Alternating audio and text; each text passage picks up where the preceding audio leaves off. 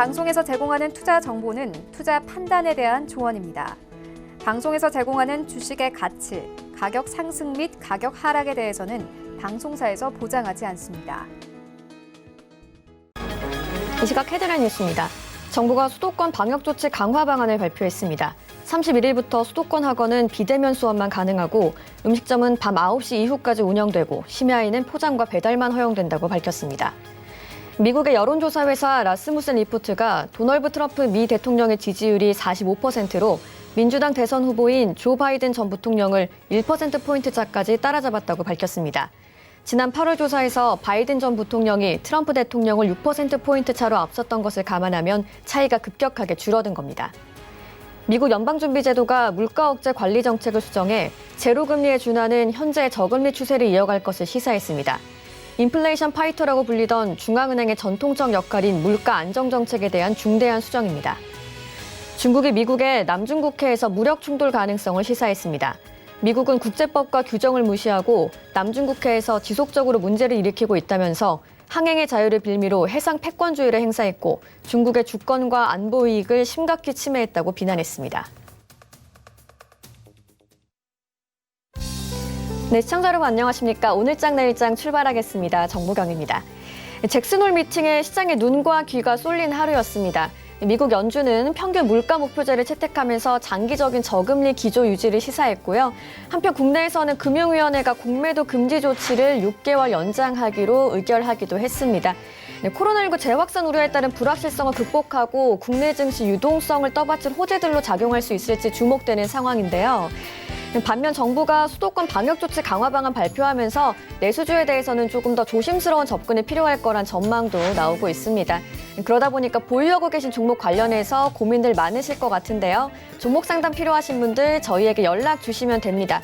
100원의 정보 용료가 부과되는 샵 0082번으로 문자 메시지 보내주셔도 되고요. 023153-2611번, 2612번으로 전화 주시면 잠시 후 2시 50분부터 전문위원들과 함께 실시간 상담 받아보실 수 있습니다.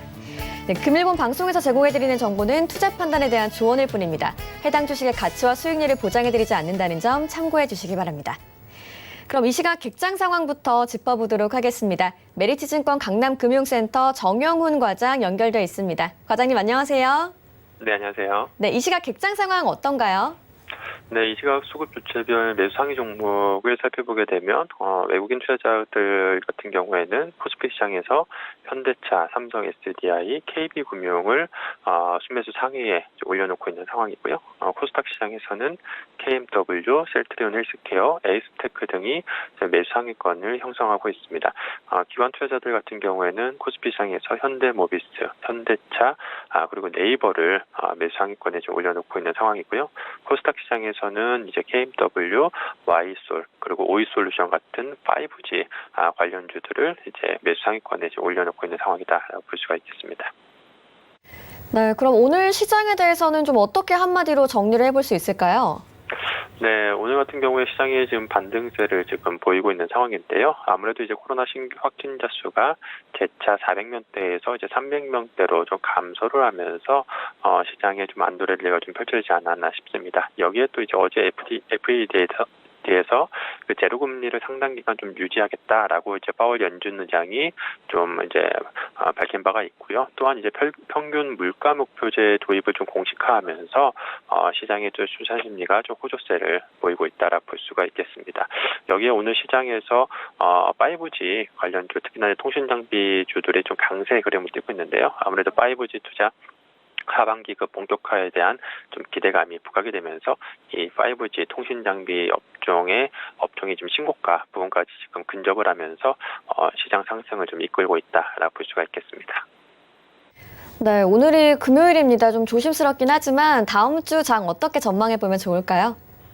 네, 우선 지금 이제 오후장 들어서부터 시장이 금요일장이다 보니까 조금 밀리고 있는 상황인데요. 역시나 주말 동안에 이제 코로나19 확진자 수 증가 여부에 따라서 역시나 다음 주에도 시장의 변동성이 좀 확대가 될 것으로 보여주고 있습니다. 다만 최근에 또한 시장에서 좀 개인 투자자들을 위해서 지금 공매도 금지가 좀 6개월 연장이 된 상황이고요. 이와 함께 함께 투자 심리 호조세는 당분간 이어질 가능성이 높지 않나 그렇게 보여지고 있습니다. 여기에 또 지금 이제 계속해서 향후 이제 또 경제 재개에 대한 또 움직임이 나올 것으로 좀 보이기 때문에 점진적으로 이제 언택트주들 같은 경우에 차익 실현 매물이 나올 것으로 예상이 되고 있고요. 컨택트주 같은 경우에는 지속적으로 좀 저가 매수세가 시장에서 유입될 가능성이 높지 않나 그렇게 보고 있습니다. 네, 오늘 말씀 여기까지 듣겠습니다. 고맙습니다. 네, 고맙습니다. 네, 메리츠증권 강남금융센터 정영은 과장과 함께 했습니다. 오늘장 이슈 점검 바로 이어가도록 하겠습니다. 펠리지 투자앤리서치 김민수 대표 연결되어 있습니다. 안녕하세요, 대표님. 대표님 안녕하세요. 지금 연결 상황이 좋지 않은 것 같은데요. 펠리지 투자앤리서치 김민수 대표님 연결되기 전까지 오늘 시장 상황 한번 짧게 짚어보도록 하겠습니다. 현재 코스피가 0.48% 올라주면서 2355.66포인트 선에서 거래가 되고 있고요. 오후 12시까지는 오전장에서 쭉 오르다가 미끄러져 내려오는 모습 보여주고 있습니다. 코스닥도 살펴보시면 하루 흐름이 좀 코스피와 비슷한 모습입니다. 842.49포인트에서 현재 거래가 되고 있는 모습입니다. 네, 대표님 연결이 됐나요? 네, 대표님 만나보도록 하겠습니다. 안녕하세요. 네, 안녕하십니까. 네, 대표님. 최근 언택트주에 대한 외국인 매수세가 계속 이어지고 있습니다. 지난 14일 이후에 수도권 집단 감염이 본격화되면서 하루 확진자 수가 세 자릿수로 늘어나기도 했는데 외국인이 코스피 시장에서 2,194억 원어치를 팔아치웠거든요. 그런데도 불구하고 네이버와 카카오에 대한 순매수만큼은 놓지 않는 모습이에요. 외국인도 사들이는 네이버와 카카오 어떤 전략으로 좀 임해보면 좋을까요? 네, 얘기 잘해주셨습니다. 특히 지금, 컨택트주가 대세로 다시 떠오르는 것은 당연한 흐름 같고요. 특히 외국인들이 8월 달에 어떤 종목을 샀는지, 그리고 또 팔았는지를 잠깐 보게 되면은, 8월 달 순매수 상위 종목에 셀트리온 들어가 있고요. 그 다음이 LG전자, 카카오, 네이버, SK텔레콤. 그러면 셀트리온을 빼고는 모두 다 언택트 쪽과 연결할 수 있다라고 바라보고 있는 상황들인데요. 무엇보다 이제 LG전자 같은 경우는 언택트 쪽에 어떤 집에 오래 있다 보면 집콕 중에 TV 바꾸고 싶은 생각이 들죠. 그리고 또 거실에 있는 TV 안방까지도 하나 더 놓을까 이런 생각 들게 되고, 게다가 생활 가전 쪽에 이제 대표적인 어떤 부분들도 바꾸자는 욕구가 커지다 보니까 이에 따라서 수혜를 받는다라는 부분들이 나오고 있는데요. 그와 함께 또 카카오나 네이버도 마찬가지겠지만 SK텔레콤도 통신주 입장 쪽에서 약간 어떤 언택트 쪽의 수혜, 대표적으로 집에서 어떤 모바일 트래픽이 늘어날 정도로 많이 데이터를 쓰게 되죠. 그러다 보니까 데이터가 늘어남에 따른 수혜를 볼 수 있는데, 이게 글로벌 차원으로는 해석이 되는데 우리나라 차원으로는 해석은 살짝 안 되는 게, 우리나라는 대부분이 정액제 요금이죠. 그러다 보니까 데이터를 많이 쓴다고 해서 이 부분이 어떤 통신사의 수혜를 받는 측면들은 제한적이다라고 하게 되면 우리나라의 입장은 아닌 것 같고요. 그래서 만약에 요금을 올린다, 정부가 가만히 있지 않죠. 정부 규제도 만만치 않다라고 하게 되면 일단 아직 어떤 완전한 수혜로 보기는 좀 살짝 힘든 상황들은 나오는데, 그런 측면에서 봤을 때 또 외국인들 순매도 상위는 오히려 시장에선 강한 종목이었던 현대차, SK 하이닉스, LG화학, 삼성 SDI, 2차 전지는 팝니다. 그런 쪽으로 봤었을 때 아무래도 그동안 좀 올라왔던 종목은 약간 수익 실현하고 또 좀 조춤했던 언택트주를 이번 기회에 다시 산다는 데 무게를 둘 수 있는 상황들인데요. 그러다 보니까 이제 네이버가 시가총액 3위까지 등극을 했죠. 지금 현재 시가총액 2위부터 삼성전자는 굳건한 자리를 유지를 하고 있는데 2위부터 5위까지는 상대적으로 각축전입니다. 시총 한 50조 원대에서 55조 원대 사이에서 지금 이어지고 있는 LG화학, 그리고 네이버, 삼성바이오로직스, SK 하이닉스. 그러다 보니까 지금 바이오냐 반도체냐, 그리고 2차 전지냐, 지금 플랫폼이냐, 이 네 가지의 구조 싸움들이 계속 이어지고 있는데 누가 승자가 될지는 조금 더 지켜봐야 되겠지만, 아무래도 지금 실적의 성장세와 같이 연결되면서 움직인다라고 하게 되면 이 치고받고 하는 이 시가총액 상위 2위 자리의 다툼들이 앞으로 시장의 주도주를 말해줄 수 있겠다는 쪽도 염두에 두시면서 바라보는 게 좋다고 봐야 할 것 같고요. 그러다 보니까 이제 국내 이 네이버나 카카오 같은 이 플랫폼주가 강세로 가는 배경은 무엇보다도 미국 시장에서도 해답을 찾을 수 있습니다. 특히 IT주 대표주가 강하게 움직이는 흐름들이 나오면서 미국 시장도 벌써 3년, 4년 전부터 이쪽이 주도를 하고 있죠. 그러다 보니까 국내에서도 비슷한 트렌드에 맞춰가겠다 그러면 뭘 사야지라고 생각을 하다 보니까 딱 생각이 나는 종목 그리고 그에 딱 적합한 종목은 일단 플랫폼 관련주밖에 없다라는 쪽에서 외국인들에 대한 흐름들이 이에 연결이 된다고 봐야 될 것 같고요. 또 하나 저금리가 오늘 연준의 파월 의장의 발언도 있었지만은 상당 기간 지속될 것 같습니다. 그러면은 저금리 기조 쪽에서는 당연히 성장주가 부각을 받죠. 그런 차원들의 연결도 같이 이어지고 있고요. 그리고 특히 이어지고 있는 이제 코로나19가 여전히 재확산될 세를 보고 있다라는 관점 쪽으로 봤었을 때 지금 여러 가지 흐름을 보게 되면 앞으로의 성장세나 어떤 변화할 수 있는 충분한 요인들 쪽에서는 긍정적이라고 보여지고 있는데 특히 네이버가 올해 예상 순이익이 8천억 정도를 보이면서 작년 대비해서 2배 이상 순이익을 보여줄 걸로 기대하고 있고요. 내년은 한 1조 원대까지 들어올 것 같습니다. 근데 벌써 시가총액이 55조 원대다라고 하게 되면 내년 실적까지 담보를 한다고 하더라도 PER 50배다. 라는 부분들은 충분히 눈길이 가야 될 것 같고요.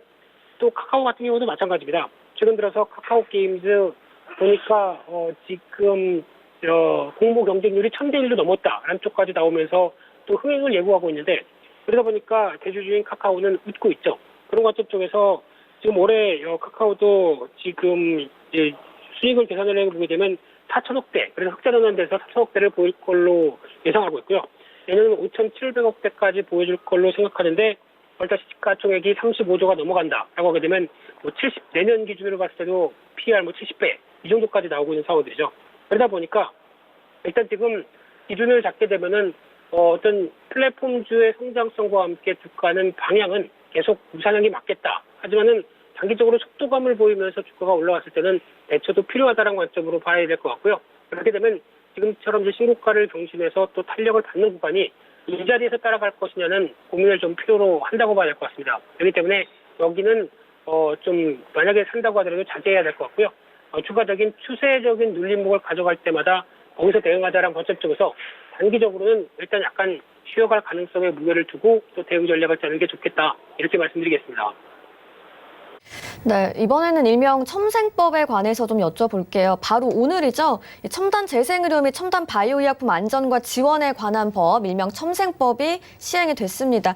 이 첨생법이 몰고 올 변화에 바이오업계가 기대와 우려를 동시에 하고 있는 상황인 것 같은데요. 시장에서는 또 이미 첨생법 관련 수혜주들이 움직이기 시작하는 것 같거든요. 첨생법 관련주들의 흐름 좀 짚어주실까요? 네, 첨생법 되게 어떻게 보면 좀 어렵죠. 그런 가운데 법도 어려운데 거기다가 이제 지금 바이오 쪽과 관련된 용어까지 나오다 보니까 상당히 어려울 수밖에 없는 흐름들이다라고 보게 되면 제가 뭐 첨생법을 통해서 그러니까 쉽게 키워드만 딱딱 뽑아내고 그에 따른 수혜가 뭘까 이렇게 알아가는 게 가장 좋지 않을까 싶은데요. 쉽게 말씀드리면 바이오 관련돼서 특히 재생이라는 단어가 들어가죠. 그러니까 즉 재생 관련된 모멘텀을 갖고 있는 종목들이나 그에 따른 성과가 나오는 흐름들이 여기에 포함이 된다는 쪽으로 보고 정부가 어떤 쪽에 법률적인 지원을 하느냐에 따라서 변화가 가장 많이 들어온다라는 쪽으로 보시면 될 것 같은데 그러다 보니까 이번에 올해 이제 첨생법 관련된 첨단 재생 의료 및 첨단 바이오 의약품 안전 및 지원에 관한 법률, 깁니다. 이걸 다 줄여서 얘기를 하고 있는데 그러다 보니까 이제 여기서 가장 중요한 키워드를 보게 되면요. 무엇보다 이제 심사 기준을 완화했다. 거기다가 또 맞춤형 심사다. 그리고 조건부 허가가 가능하다. 우선 심사다. 이런 얘기들을 다 종합해 보게 되면 그만큼 어떤 관련된 기술을 개발했었을 때 그에 따라서 이어지는 부분들에 대해서 또 임상 기회를 줄여주면서 또 시판하는 상용화하는 기간도 단축해줬다라는 약간 지원이 많다는 쪽에 무게를 두셔야 될 것 같고요.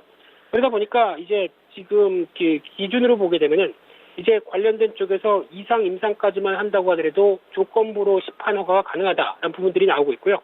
게다가 이 첨생법을 시행을 할 때 가장 또 얘기가 많았던 부분들이 인간 체세포를 이용한다. 그러면 윤리적 문제가 가장 대두가 되다 보니까 시민단체의 반발이 많았었죠.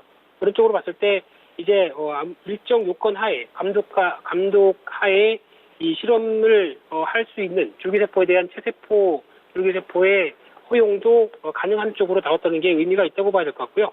그런 쪽으로 봤을 때 또 임상 3상이라는 기업들의 부담, 특히 데이터도 많이 필요하고 임상 환자들도 많이 필요하고 비용도 많이 들어가는 임상 3상을 오히려 어떤 시판 이후에 체계적인 데이터를 확보해서 보완을 할 수 있도록 만들어놨다라고 하게 되면 그에 따른 기대감도 같이 커지는 게 맞다고 봐야 될 것 같고요. 그러다 보니까 이제 재생의료 관련된 쪽에 대한 부분들은 이제 지금 현재 나오고 있는 쪽이 줄기세포라든가 면역세포, 그리고 세포치료제, 유전자 치료제, 이종 장기까지. 그래서 쉽게 말씀드리면 줄기세포부터 파생되는 어떤 세포치료제까지도 영향을 끼친다라고 하게 되면 이에 따른 기술력과 이에 따른 연구를 하는 회사들한테는 당연히 긍정적이라고 봐야 될 것 같고요. 하지만 이제 지금 이제 이 법이 시행이 되면서 아직까지 또 문제가 될 수 있는 게 하위 법령이 생각보다 그렇게 자세하게 명기가 안 되어 있습니다. 그러다 보니까 나올 수 있는 여러 가지 부정적인 측면도 높다라는 관점 쪽으로 봤을 때 이 관련된 쪽에 어떤 장기 추적 조사를 또 한다는 조항들이 있게 되면 이에 기업 부담도 같이 커진다. 라는 부분들도 생각을 할 수가 있겠죠. 그래서 지금 이에 따른 여러 가지 보완도 필요하다는 관점에서 또 시장에서 우려하는 부분들은 인보사라든가 과거의 코롱 생명과학이었죠. 그리고 신라젠 사태 같은 쪽에 우려나 부담이 발생하면 안 된다라는 관점들도 있기 때문에 아무래도 좀 보완도 같이 필요하다 이렇게 바라보고 있는데요. 그런 관점으로 봤을 때 일단 가장 중요한 게 또 시장의 성장성이라고 봐야 되겠죠. 특히 이제 줄기세포 시장 같은 경우도 벌써 이제 시장이 충분히 성장을 하고 있는 관점들인데 아직 어떤 국내 시장은 여러 가지 제약 때문에 좀 많이 힘들었다라고 하게 되면 이 글로벌 재생의료 시장 같은 경우는 2023년까지 약 한 100조 원까지 추상을 하고 있고요. 거기다가 이 그 관련된 쪽의 주요 대상인 희귀의약품 시장 같은 경우는 2026년까지 300조 원대까지 전망한다라고 하게 되면 연평균 10% 이상 성장합니다. 그만큼의 강한 성장세를 갖고 있는데 이제라도 법률이 지원이 돼서 어느 정도 어떤 기업들의 활로를 뚫어준다라고 하게 되면 좋은 상황이라고 생각되고 있고요. 거기다 이제 미국 같은 경우는 FDA 기준으로 봤을 때 3월 말 때 약 한 800개 이상 유전자 치료나 세포 치료 관련된 임상 시험이 진행이 되고 있습니다. 그리고 매년 200개가 추가된다라고 하게 되면 성과가 매년 뭐 10개에서 20개 나온다고 하는 것은 당연한 결과라고 봐야 되겠죠. 그러다 보니까 이런 치료법에 대한 기대감은 계속 높아지고 있고요. 일본도 저희보다 앞섰습니다. 2013년도 약사법 개정을 통해서 줄기세포 치료제 관련된 쪽에서 어떤 유효성이 입증되면은 임상 이상 후에 최대 7년 동안 시판을 허용해 준다라고 하게 되면 일단 상업화를 먼저 열어준 꼴이죠. 그런 상황 쪽에서 국내 줄기세포 업체들도 지금 국내 법에서는 저촉되는 게 많다 보니까 오히려 일본에 가서 활동하고 일본에서 시술을 하는 경우가 나온다라고 하게 되면 이게 조금 많이 바뀐 부분들이죠. 그렇기 때문에 이에 따른 변화도 앞으로는 기대가 된다라고 보여지고 있는데 그러다 보니까 관련된 쪽에서 이제 이 전반적인 투자 전략은 일단 성장에 대한 기대감과 이 성과는 어느 정도 좀 기대가 되는 쪽에서 아무래도 어떤 수주라든가 어떤 임상실험 결과라든가 그에 따른 변화들 계속 확인할 필요는 있겠다라고 보여지고 있고요. 하지만 지금 기존의 재료를 가지고 특히 코로나 백신이나 치료제를 가지고 관련된 종목 중에서 급등한 종목들이 있는데 이런 종목들 같은 경우는 일단 여기서 오히려 모멘텀이 가세된다기보다는 단기적인 차익 매물 가능성을 좀 염두를 하고 이쪽에 대한 변화는 일단 추격 매수는 하지 말자라고 봐야 될 것 같고요. 특히 관련된 파이프라인을 좀 많이 보유하면서 어느 정도 독보적인 위치를 갖고 있다라고 하게 되면은 이 진척 상황에 따라서 주가나 아니면 실적 변화에 가는 가능성도 좀 높아지고 있기 때문에 그에 따른 기대감도 체크해보자라는 쪽으로 말씀드리고 싶고요. 그래서 이제 먼저 확인해볼 회사 같은 경우는 그래도 메디포스트 줄기세포 쪽에서 강자죠. 이쪽에 대한 치료제를 주력하는 회사가 아무래도 이제 주사형 무릎 관절염 치료제가 국내 임상 1상이 완료가 되고요. 내년에 결과 발표하고 2상이 들어간다라고 하게 되면 조금 더 눈길이 가고 있고요. 게다가 기관지 폐위 형성증 치료제 같은 경우는 국내 임상 2상이다 보니까 이쪽 같은 경우는 오히려 2상만 끝나게 되면은 이 법률에 따라서 어떤 상용화가 앞당겨질 수 있다는 기대감이 높을 수 있다라고 바라보고 있고요. 두 번째로 이제 태고사이언스인데요. 이 회사 같은 경우는 세포 치료제를 주력하고 있는데 상대적으로 실적이 크게 적자가 나지도 않고 좀 안정적인 모습들입니다. 게다가 세계 최초 힘줄 재생 목적 개발 중인 신약 후보 물질이 이제 임상 3상이 들어가고 있는데 이 부분 거의 완료가 돼서 이제 2022년까지 정도면 허가가 나오지 않을까 바라보고 있는데 이 부분도 조금 더 당겨줄 수 있겠죠. 그러면 그에 따른 기대감도 커질 수 있겠다. 한쪽에서 관련주 두 종목도 언급을 드렸습니다. 네, 첨생법 이야기까지 들어봤고요. 오늘 말씀 여기까지 듣도록 하겠습니다. 고맙습니다. 네, 감사합니다. 네, 펠리즈 투자인리서치 김민수 대표와 함께했고요. NHK에서 아베가 사임 의향을 굳혔다는 속보 지금 전해지고 있습니다. 전해드리고요. 이슈 칼럼 바로 이어갑니다.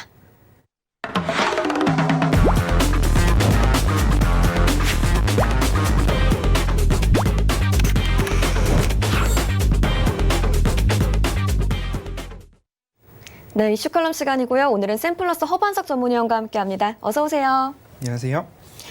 네, 하루가 다르게 코로나19 확진자 수가 증가하고 있잖아요. 네, 시장이 참 불안한 상황인데 성장주를 주목해야 한다는 이야기가 나오더라고요. 성장주 중에서도 좀 주목해볼 만한 업종 어떤 게 있을까요? 네, 미국 같은 경우에는 뭐 마가, 빵맨 티 같은 대형 성장주들이 이제 시가총액의 50% 이상을 차지하고 있어서 이 종목들만 1%가 하루 상승한다 그러고 다른 나머지 여타 기업들, 상장 기업들이 보합에만 머물러도 지수 자체가 0.5% 이상 오르는 효과가 발생하고 있기 때문에 대부분의 이제 투자자들이 미국 증시를 따라서 우리도 성장주를 계속적으로 가져갈 수 있는 것 아닌가라는 이야기들을 많이 물어보고 있습니다. 이제는 성장주, 가치주, 주도주를 떠나서 좋은 기업, 좋은 주식을 골라야 할 때라는 말씀을 먼저 드리고 싶습니다. 성장주와 가치주의 프레임이 이제는 너무 옅어졌습니다. 성장주는 너무 높아진 밸류에이션과 미래 이익이 이미 선반영돼 있기 때문에 불확실성에 대한 과소평가가 되어 있지 않나 싶습니다. 단편적인 예로 닷컴 버블 때에 4년 동안 상승한 기업의 주가가 4개월 만에 다 반납되는 경험을 우리는 이미 시장에서 했기 때문에 주가 하락 시의 시장의 평가는 굉장히 냉혹하다라는 말씀을 드리고 싶습니다. 그렇기 때문에 성장주와 가치주, 주도주의 프레임보다는 좋은 기업과 좋은 주식을 사야 할 텐데 어떤 기업이 좋은 주식과 좋은 기업이냐? 실적이 잘 나오는 기업? 네. 돈을 잘 버는 기업이라고 말씀을 드리고 싶습니다. 2010년도에는 차화정, 2012년 소비재, 2017년 반도체 랠리와 같이 뚜렷하게 이렇게 짚어볼 만한 부분들이 있었지만 이제는 그런 부분들이 너무 옅어졌다라고 말씀을 드리고 싶고요. 경기 순환 흐름이 아니라 이제는 산업 구조의 변화에 따라서 이제 개별 장세로 이어가고 있는 것 아닌가. 업황의 사이클보다는 이제는 업종 간의 연관성도 낮아지고 있기 때문에 이제는 플랫폼의 지배력으로 인해서 수익을 창출하는 기업, 플랫폼 영역에서 강화, 특화를 보이고 있는 기업을 살펴보면 어떨까 싶습니다. 단편적인 예로 아마존이 이제 순이익이 6달러 시절인 부분이 있었습니다. 6억 달러인 시절이 있었습니다. 2015년인데요. 그때 당시 애플 순이익의 1.1% 정도 따라간 수준이었는데요. 이제는 아마존이 순이익이 227억 달러, 83배 급증했고요. 이제는 애플의 35% 순이익을 차지하고 있는 애플 순이익의 35%를 비중을 차지하고 있는 모습을 봤을 때 아마존은 이제 본격적으로 돈을 벌고 있는 기업이라고 말씀을 드리자면 우리가 잘 알고 있는 테슬라는 이제부터 돈을 벌 기업이라고 이제 생각을 해보면 쉬울 것 같습니다. 그래서 이제 한국에서는 어떤 기업에 이제 눈을 여겨보냐 2차 전지, 수소 인프라, 바이오 생산 위탁이라고 하죠. CMO 기업, 조선중공업 분야에 관심을 둬보면 어떨까 싶습니다. 여전히 전망의 밝은 성장주 섹터일 거고요. 사장 최저치의 가치를 받고 있는 분야, 조선중공업 이 정도로 말씀을 드리면서 이 두 가지를 적절히 안배해보면 어떨까라는 말씀 드리고 싶습니다. 네, 또 국내 종목들도 얘기를 해보면 요즘은 정말 시장의 중심에 제약주가 있다고 해도 틀린 말이 아니잖아요. 이제는 진짜 옥석 가리기가 필요한 시기인 것 같은데 전략 좀 세워주시죠. 제약 바이오주에 대한 이제 질문들을 많이 받아요. 네. 그런데 질문들을 받다 보면 한결같이 다 고점에서 따라가는 분들이 너무나 많다라는 생각을 합니다. 계속 지켜보다가 더 가나 보다 해서 고점 따라잡기를 하겠다는 의미인지 아니면 이제도 늦지 않았으니 따라가야 된다라는 말들의 현혹이 된 건지 모르겠습니다. 일단 고점에서 따라가지 마시라는 말씀을 먼저 드리고 싶고요. 비단 이 말은 제약바이오뿐만 아니라 모든 업종과 모든 기업에 해당되는 이야기일 것입니다. 더군다나 지금은 엄청난 변동성과 엄청난 유동성 장세가 이어지고 있기 때문에 우리들 괴롭히는 종목들이 한두 가지가 아닙니다. 신풍제약, 시젠, 수젠텍, 바이넥스 등 개인 투자자들을 어려움에 빠지는 이유 중 하나가 고점 따라잡기 있기 때문에 그 부분은 하루에도 변동성 완화 장치가 위로도 발생하는 부분이 있다면 몇 분 사이에 아래로도 이야기가 나오고 있기 때문에 그런 부분에 대해서는 결국 개인들이 따라가지는 말아야 되는 그런 부분일 것입니다. 그래서 코로나19 국면에서 마스크, 진단 시약, 진단 키트 이야기가 들려오면 무조건 급등이 나오는 부분이기 때문에 단순한 기대감도 아니고 숫자도 아니고 심리에 의해서 움직이는 장세에서는 제약바이오, 고점에 있는 제약바이오, 당분간은 자제해야 된다라는 말씀을 드리고 싶습니다.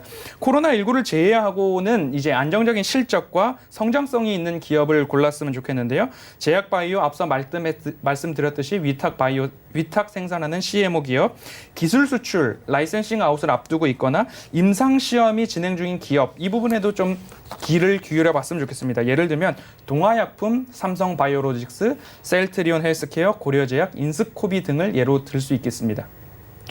네, 뭐 종목 이름에 제약자만 들어가도 급등이 나오고 하기도 네. 하니까 많이들 혼란스러우실 것도 같은데 코로나19로 국내 증시에 참 지각 변동이 일어나고 있잖아요. LG 그룹주 얘기를 좀 해볼게요. 그 LG 그룹주의 위상에도 뚜렷한 변화가 보여지고 있는데 예전에는 전자나 화장품 쪽 비중이 컸는데 요즘은 또 2차 전지 분야가 성장하다 보니까 LG 화학으로 무게 중심이 확실하게 좀 이동을 했다는 느낌이 그렇습니다. 받거든요.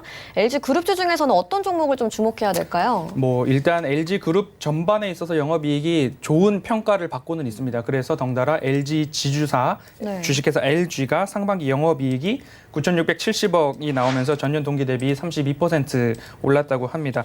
10여 개 그룹 지주사 중에서 유일하게 영업이익이 증가한 기업인데요.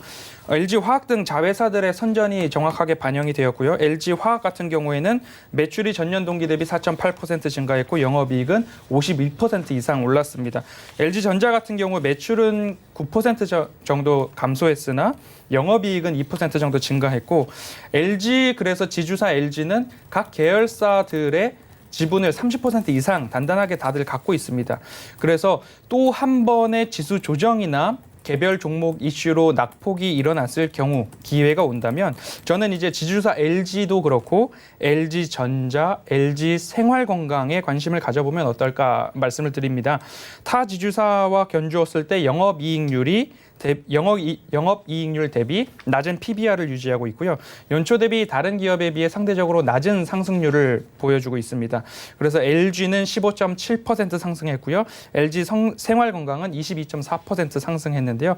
LG화학이 120% 이상 상승한 것과 비교해보면 다른 방금 말씀드렸듯 LG나 LG생활건강의 주가 상승률은 낮은 편입니다. 최근 비주력 사업을 매각하고 토지도 매각함으로 인해서 기업 내 보유 현금을 늘린 부분이 있습니다. 그래서 LG그룹 같은 경우에는 미래 성장성을 확보하기 위해서 OLED나 로봇, AI, 전기차, 자율주행 등에서 이제 특화를 보일 것으로 예상되고 있기 때문에 방금 말씀드렸듯이 지주사 LG나 LG생활건강을 좀 주목해보면 어떨까라고는 말씀드리겠습니다. 네, LG 지주사나 LG 생활건강 주목해보자고 말씀해 주셨고 또 코로나19 장기화에도 여전히 빛나는 업종 아무래도 K푸드 관련주인 것 같은데요. 이번에 호실적 좀 기대해봐도 될까요?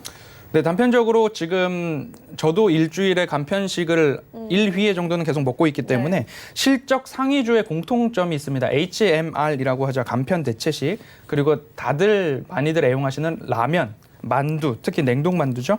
이런 쪽에서 이제 수요의 전반적인 강세를 보이고 있습니다. K푸드의 대표는 이제 라면인데요. 라면이 이제 수출이 4년간 3배 성장했고 중국향 수출도 1위를 우리나라가 갖고 있습니다. 우리나라의 라면의 매운맛이 해외 현지인들에게도 통하고 있는 것 아닌가라는 이야기가 있고요. 집콕 생활이 늘어나면서 라면 수요가 자연스레 증가한 것 아닌가라는 평가를 받고 있습니다. 떠오르는 또 다른 K푸드는 이제 만두 되겠습니다. 냉동 만두인데요. 냉동 만두가 연평균 8%씩 성장하고 있고 CJ제일제당의 비비고 같은 경우에는 글로벌 매출이 전년 대비 50% 이상 상승해서 매출이 5,520억 정도 넘고 있다고 합니다. 전체 매출 중 해외 매출 비중이 60% 이상 뛰어넘고 있기 때문에 이러한 K푸드 만두 간편식을 잘하고 있는 기업인 신세계푸드, 풀무원 등 한국식 만두 사업을 이어가고 있는 기업들에 주목해보면 어떨까 말씀드리겠습니다. 네, 또 최근에 주식 관심 갖는 분들은 테슬라, 현대차 얘기 다들 하시잖아요. 네. 수소차, 전기차 관련해가지고 많이들 말씀하시는데 현대차가 수소차 대중화 1위의 입지를 굳힐 수 있을까요? 당연하게 이제 우리나라에서 수소차 하면 그리고 세계에서 수소차 하면 이제 현대차라는 이야기가 니콜라에서도 계속 콜이 오고 있기 때문에 네. 협력에 대한 요청이 있기 때문에 현대차가 수소차를 이끄는 것은 당연할 것입니다. 우리나라의 그린 뉴딜 정책 중에 그린 뉴딜에서도 수소차, 전기차, 수소 인프라, 신재생 에너지까지 이야기가 이어져 있기 때문에 현대차가 수소차를 견인하는 것은 당연한 사실입니다. 그렇기 때문에 현대모비스, 현대위아, 현대로템 등 기타 이제 관계사들까지도 상승 모멘텀이 이어질 것으로 전망을 하고 있는데요. 한 가지 짚어볼 것이 있습니다. 자동차가 많으면 충전은 어디서 해야 하는가라는 생각을 해야 합니다. 그렇기 때문에 현대차가 수소차 입지를 굳히기 위해서는 필수 불가결하게 깔아야 하는 산업이 인프라 충전소입니다. 그런데 현재 우리나라의 충전소 양상이 충전소가 전국에 33개 정도 있다고 하면 우리나라에서 수소차가 7,682대가 운행 중이라고 합니다. 서울을 기준으로 보면 서울에서 이제 가동 중단된 상암동에 이제 충전소가 가동 중단된 상태라고 하는데 여의도 그리고 상암동 두 곳에서 이제 차들이 충전을 하려면 80대에서 많게는 130대까지 충전소에 이제 지연되는 상황이 있고 하루에 충전 자동차가 몰리다 보면 충전소에 연료가 이제 바닥이 나서 충전을 못 해주는 상황도 있다고 합니다. 이 인프라 부족과 관리 부실에 대한 부분을 조금 극복해야 될 건데요. 현재 시공업체가 효성과 노르웨이, 넬 등이라고 합니다. 그런데 기술력이나 유지 보수가 조금 부족한 것인지 시스템에 대한 문제가 이어지고 있고요. 천연가스 자동차의 충전 압력이 200바, 250바 정도라고 하면 수소 충전의 충전 압력은 완충까지 700바를 유지해야 된다고 합니다. 가부하로 인한 충전소의 고장이 추측되고 있는데요. 이 충전소에 대한 부분을 좀 더 말씀드리면 현대로템이 최근 점검 변경을 통해서 수소 충전 및 인프라에 대한 부분을 이제 게시를 했습니다. 그래서 천연가스에서 수소를 충전하는 수소 리포머 원천 기술을 보유하고 있고요. 수소 충전소의 설계와 시공까지 수소 공급에 이르는 종합 솔루션을 현대 그룹 차원에서 담당하게 될 업체가 현대로템이다라고 말씀을 드리고 싶습니다. 이미 충북 충주에서 수소 리포머 한 대 수주를 계약했고요. 강원 삼척에서 수소 생산기지 구축 사업에 수소 리포머 2대를 수주했기 때문에 앞으로 그린 뉴딜에 있어서 수소 인프라 충전에 있어서는 현대 로템이 그 역할을 담당해 준다고 하면 앞으로 현대 그룹에 있어서 자동차 확대 수소차의 입지는 단단히 현대 그룹이 당연히 이어갈 것이다라는 말씀드리고 싶습니다. 네, 또 최근에 불안한 증시 속에서 배당주에 대한 긍정적인 전망들 나오고 있는데요. 이 배당주 포트폴리오에 좀 담아봐도 괜찮다고 보시나요? 이미 배당주를 갖고 계신 분들은 조금 속이 쓰리실 것 같습니다. 왜냐하면 코로나19 여파 때문에 실적이 악화되어서 여타 기업들, 예를 들면 SOL 같은 경우에도 중간 배당을 하지 않기로 발표를 했기 때문에 2000년부터 매번 꼬박꼬박 중간 기말 배당을 해왔는데 이번에는 저유가와 4월 말에 있었던 오일 쇼크 때문인지 몰라도 1분기에만 1조 원 이상의 손실을 기록하면서 배당을 하지 않기로 발표를 하고 있습니다. SK이노베이션도 마찬가지고요. 두산그룹도 그룹 매각 이슈 때문에 1분기 배당을 포기했습니다. 배당주 펀드에서도 자금의 이탈이 계속 이어지고 있기 때문에 배당주를 현재 보유하고 계신 분들은 조금 속쓰린 소식이고 앞으로 배당주에 접근하실 분들도 너무 성급하게 이 부분에 대해서는 따라가지 않는 것이 옳지 않나라는 말씀을 드리고 싶습니다. 그래도 배당주에 투자를 하고 싶다고 한다면 앞서 말씀드렸듯이 LG그룹주 중에서 LG생활건강을 한번 보시면 어떨까 싶습니다. LG생활건강이 시가 배당률이 보통주가 0.9%고요. 우선주가 1.4%로 여타 다른 기업들만큼은 하고 있고 보통주가 11,000원, 우선주가 11,500원 정도 배당을 계속적으로 하고 있기 때문에 기업적인 측면에서도 단단하고 LG생활건강도 뭐 향후 액면 분할을 할지 안 할지 아직 이슈가 대두되진 않았지만 좋은 흐름을 계속 이어져 가고 있고 화장품에 다시 한번 도전하고 있는 모습을 보았을 때는 굳이 배당주를 내가 사야 되겠다라고 한다면 LG생활건강도 한번 살펴보면 어떨까 말씀드리겠습니다. 네, 배당주는 조금 더 신중하게 접근해 보자고 말씀해 주셨고요. 오늘 말씀 여기까지 듣고요. 허반석 위원과는 잠시 후 마감이면 60분의 승부에서 다시 뵙도록 하겠습니다. 고맙습니다. 네, 샘플러스 허반석 전문위원과 함께했고요. 도너 리포트 바로 이어갑니다.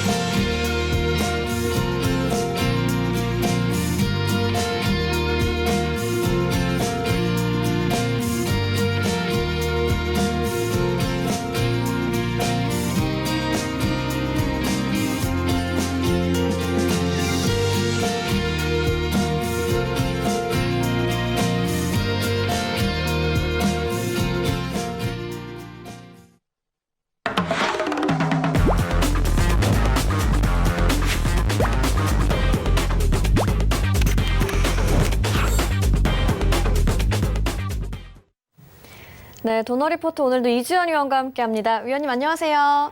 네, 안녕하세요. 네, 그러면 도너리포트 운영 원칙부터 살펴보시죠.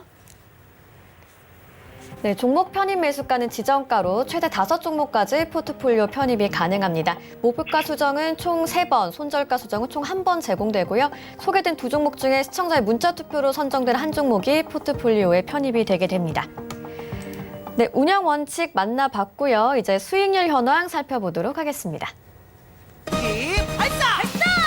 네, 현재까지 총 누적 수익률 112.1%입니다. 살펴보시면 코리아 서킷가 11.5%, 코스모 신소재 13.2% 목표가 달성하면서 포트에서 제외가 됐고요. 다음도 살펴보시죠. 네, 동아화성 같은 경우에도 12% 넘게 목표가 달성을 하면서 포트폴리오에서 제외가 됐습니다. 다음으로 또 좋은 수익률 냈던 종목들 보시면 프로텍, 휴마시스 같은 경우에 14%, 9% 넘는 수익률 내면서 목표가 달성을 했고요. 명성 TNS도 보겠습니다. 10% 넘는 수익률을 달성하면서 포트에서 제외가 된 상황이고요. 체시스도 11% 넘게 목표가를 달성했습니다. 네, 유니온이 한 번 더 포트에 편입이 됐다가요. 17% 목표가를 다시 한번 달성하면서 포트에서 제외가 됐고요. 레몬 같은 경우 18% 수익률 금방 달성했죠. 포트에서 제외가 된 상황입니다. 최근 2종목도 살펴보시면 유나이티드 제약과 오텍 각각 수익률을 달성하면서 포트폴리오에서 제외가 됐습니다. 그럼 현재 보유하고 계신 종목 살펴보도록 하겠습니다. 녹십자 랩셀과 우정바이오는 살짝 마이너스 수익률이 나고 있는 상황입니다. 네, 최근에는 하루 만에 목표가 달성한 종목들도 참 많았는데 오늘은 마이너스 수익률이 나서 그러신가요? 표정이 좀 어두우신 것 같기도 한데 직접 AS 한번 들어보겠습니다. 네, 뭐 그렇지는 않고요. 올라가지 않아줘서 좀 기분이 그런 것 같아요. 녹십자 랩셀 지금 보면 추세는 우상향 흐름으로 괜찮게 움직이고 있는데 왠지 이 종목이 이제 좀 저랑 맞지 않나 하는 생각도 좀 드는 부분이 좀 없잖아 있습니다. 지금 이 종목을 추천드렸을 때 제가 여러분들께 이야기를 드렸던 부분이 그 첨생법 관련해서 종목들 추천드린 부분인데 지금 보시면 굉장히 이제 박스권 오래 만들고 있고 6만 원 돌파하면서 시세가 좀 크게 나올 수 있다라고 생각은 들거든요.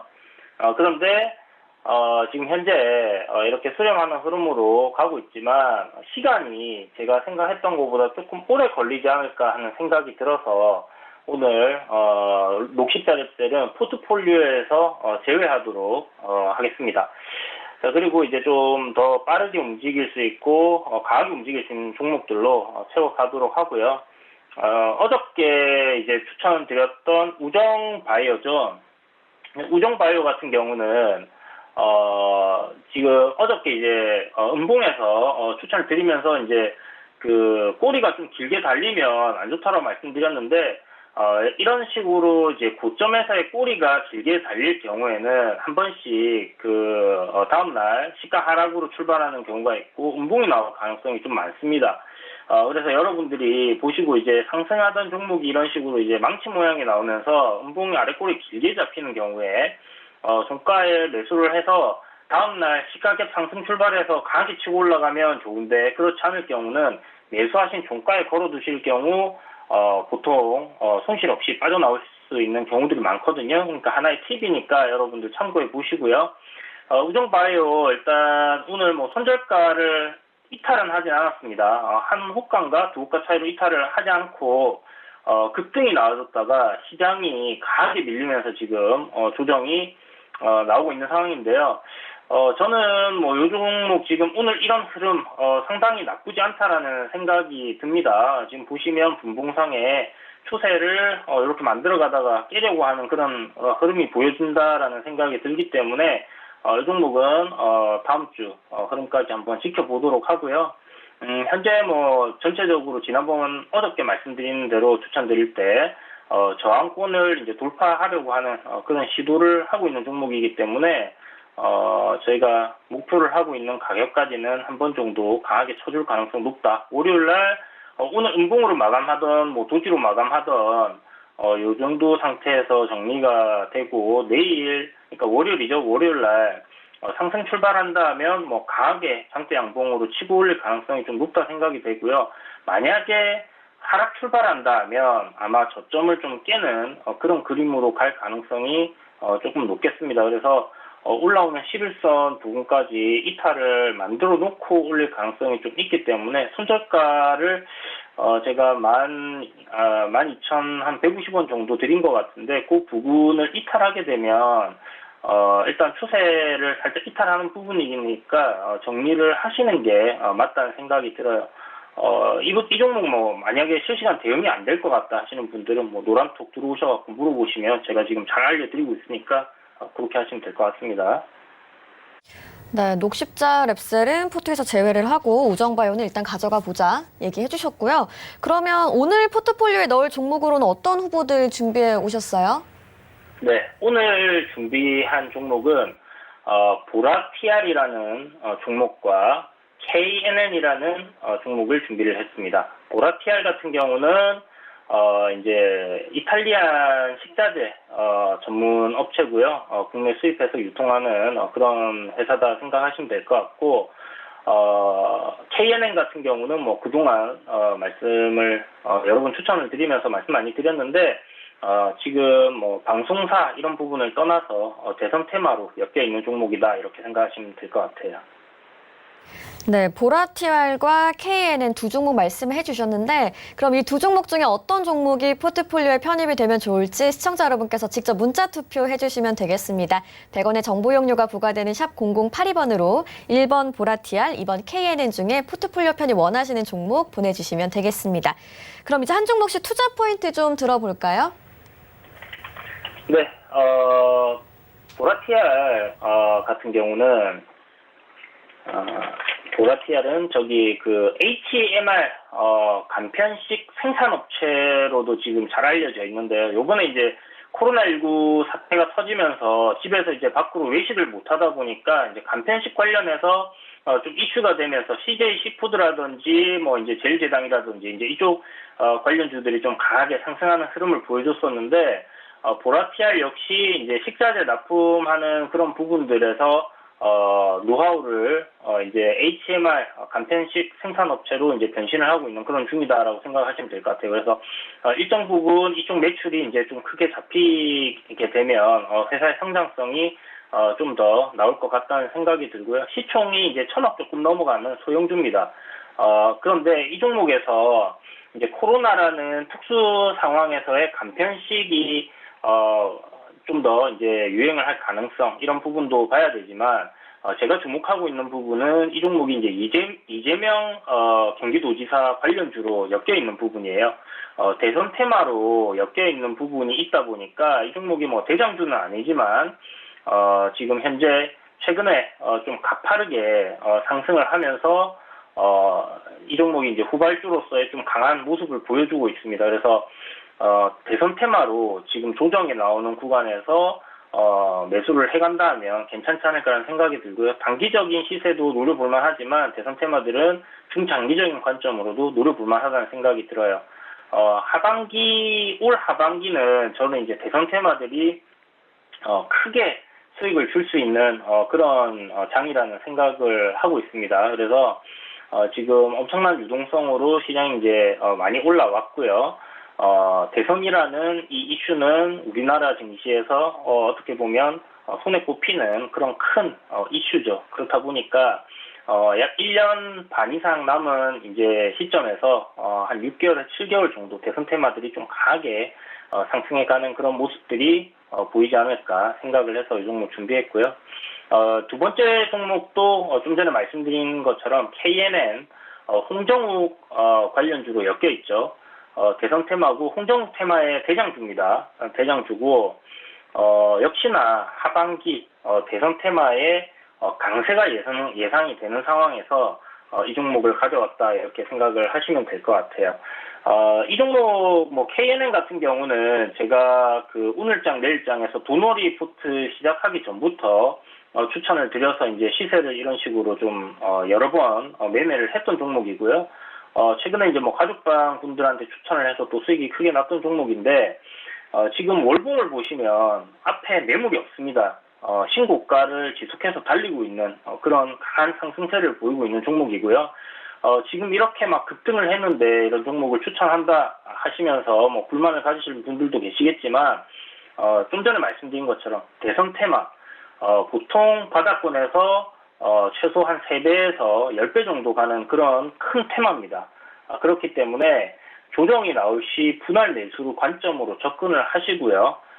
한 6개월에서 7개월 정도 좀 중기적인 관점으로 가져가신다 생각을 하시면 대선 테마 같은 경우는 여러분들이 필승할 수 있는 그런 섹터라고 생각을 해요. 대선 테마 하다가 뭐 문제가 생겼다 뭐 이런 얘기들 막 하시는 분들이 계신데 그런 분들은 어디서 문제가 발생하냐면 주가가 급등할 때 따라 붙기 때문에 고점 매수가 되는 경우들이 많고 급등하고 이미 주가가 뭐 5, 6배 막 꼭지점에서 막 공략을 합니다. 그런 분들이 아마 올 연말쯤 되면 많이 나올 거예요. 그래서 지금 시청하시는 여러분들께서는 그렇게 공략하지 마시고 지금 아직 시세가 나오지 않은 상황 하지만 우상향으로 지금 추세를 강하게 올리고 있는 이 시점에서 조정이 나올 때마다 분할 매수한다는 관점으로 대선 테마를 공략하신다면 올 연말 내년 3월쯤 되면 이제 대선이 1년 남은 시점이 되거든요. 여러분들 아마 크게 웃으실 수 있는 시점이 올 거다 생각합니다. 뭐 그 전에도 올 수 있어요. 이제 뭐 대주주 여건 때문에 올 연말 보통 한 11월 달부터 이제 장이 좀 안 좋아질 수도 있는데 그런 부분은 생각 안 하더라도 대선 테마는 시장에 영향 없이 좀 여러분들이 큰 걱정 없이 조정이 나오면 감사하다는 마음으로 모아두시면 분명 좋은 수익이 나지 않을까 그렇게 생각합니다. 네, 두 종목 이야기 들어봤고요. 그러면 이제 문자 투표로 어떤 종목이 선정됐는지 만나보도록 하겠습니다. 시청자 여러분이 뽑아주신 오늘의 편입 종목 KNN으로 결정이 됐네요. 그러면 KNN에 대한 매매 전략 구체적으로 한번 들어보겠습니다. 네, KNN이 이제 홍정욱 관련주 대장주로 이제 알려져 있죠. 보통 홍정욱 관련주는 KNN과 덕성, 요렇게, 덕성이 아니라 고려산업으로 이렇게 알려져 있는데요. 고려산업도 괜찮은데, 대장주를 가급적이면 매수를 하시는 게 좋을 거다, 이런 생각이 들고요. 대선 테마를 고르는 데 있어서 여러분들께 제가 몇 차례 말씀을 드렸지만, 기업이 뭐 2, 3년 동안 망하지 않을 기업, 그리고 어떤 악재가 나오지 않을 그런 기업이어야 좋겠습니다. 한마디로 현금이 좀 어느 정도 있어가지고 유상증자라든지 회사가 갑작스럽게 이제 돈이 필요한 그런 상황이 안 나올 정도의 기업이면 된다. 그리고 4년 연속 뭐 적자가 나온다든지 이런 종목이 아니면 됩니다. 그래서 상폐가 되지 않을 만한 기업이면 충분히 큰 수익을 노릴 수 있는 안전한 종목이다라고 생각을 하시고 대선 테마는 접근을 하시면 되는데요. 그런 부분에서 KNN은 부합이 되는 종목이다 생각이 들고요. 현재 이제 주가가 이런 상승 트렌드를 타고 상승을 해왔습니다. 하지만 지금 며칠 전부터 이 상승 트렌드를 강하게 돌파하면서 지금 시세가 굉장히 가파르게 올라왔죠. 3,000원 정도까지. 저는 이제 여기서의 상승각이 매우 가파르게 올라갈 거라고 생각을 하고 있고요. 지금은 조정 구간인데 이 조정 구간에서 주가 어느 정도 횡보하는 흐름 만든다든지 아니면 오르락내리락 하면서 박스권 만들다가 추세 다시 상승으로 강하게 전환시킬 가능성 높다고 생각합니다. 지금 미래통합당에서의 40대 기수론이 나오면서 이제 젊은 정치인, 젊은 대통령에 대한 부분이 이제 화두가 되고 있는 상황에서 KNN 같은 경우 아주 좋은 인물을 그 대선 테마로 이제 잡고 있는 부분이죠. 홍정욱이라는 젊은 대통령, 젊은 이미지를 갖고 있는 사람이기 때문에 아마 이 부분이 그 미래통합당의 전당대회가 있기 전까지 지속적으로 좀 상승할 가능성이 높고 또 내년 초에 우리 그 서울 시장 보궐선거가 있습니다. 그래서 그 부분에 또 출마할 가능성도 지금 높다고 해서 지금 주가 급등하고 있는 상황이고 어제 오늘 조정 받았는데 내일 시가 상승 출발해 준다면 매우 강하게 시세가 올라갈 가능성 높다. 그런 자리이기 때문에 단기적으로 접근하셔도 괜찮겠고요. 단기적으로는 목표가 3,000원 잡으시고 오늘 종가 매수 그리고 손절가 한 2,400원 정도 잡으시면 될 것 같고요. 하지만 이제 제가 말씀드린 것처럼 내려오면 내려올수록 분할 매수 관점으로 접근을 하신다면 대성테마는 뭐 회사가 갑작스럽게 망하지 않는다든지 횡령 배임이 뜬다든지 이런 부분이 아니라면 분명히 크게 수익을 낼 수 있는 부분이니까 내려올 때마다 분할 매수 접근하시는 것도 좋겠다 이렇게 말씀드리겠습니다. 네, KNN 이야기 들어봤고요. 다른 종목 관련해서도 궁금하신 점 있으신 분들은 노란토 오픈 채팅방에서 서울경제TV 이주현 검색하시거나 화면에 나가고 있는 QR코드 촬영하셔서 입장하시면 전문가님과 실시간 상담 가능합니다. 그럼 이주현 위원님과는 여기서 인사드리도록 하겠습니다. 고맙습니다. 네, 감사합니다. 네, 금일본 방송에서 제공해드리는 정보는 투자 판단에 대한 조언일 뿐입니다. 해당 주식의 가치와 수익률을 보장해드리지 않는다는 점 참고해 주시기 바랍니다. 오늘 저희가 준비한 소식은 여기까지고요. 곧이어 마감 이반 60분의 승부가 계속됩니다. 채널 고정해 주시기 바랍니다. 시청해주신 여러분 고맙습니다.